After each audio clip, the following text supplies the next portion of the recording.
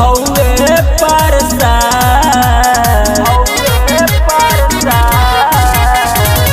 भोले बाबा के ई तो हौवे परसा कि चीख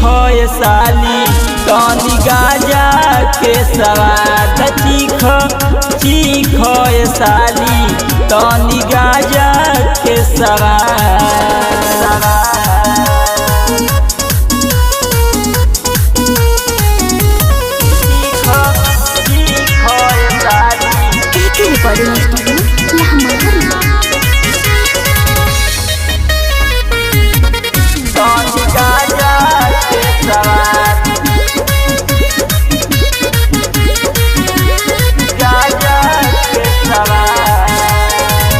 बन जाई मुंड तोहार थकी नाही पाओ हो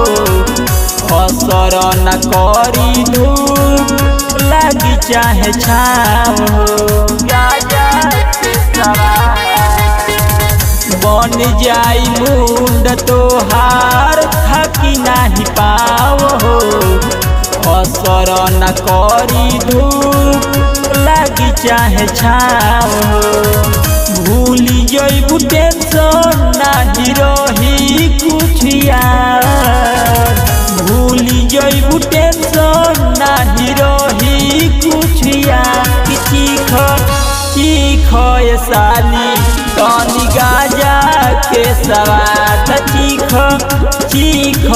साली तनी गाजा के सवाद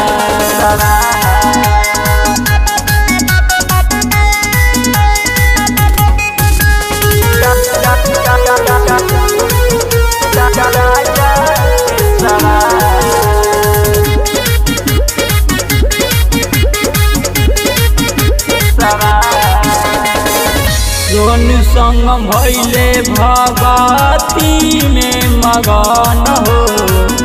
मानिल कहतारे जितेंद्र जवान हो सोनू संग भइले भगती में मगन हो मानिल कहतारे जितेंद्र जवान हो डर जानी हिम्मत अपना खतुबा डर जानी हिम्मत अपना खतुबा कि चीख साली तनी गाजा के सवाद चीख साली तनी गाजा के सवाद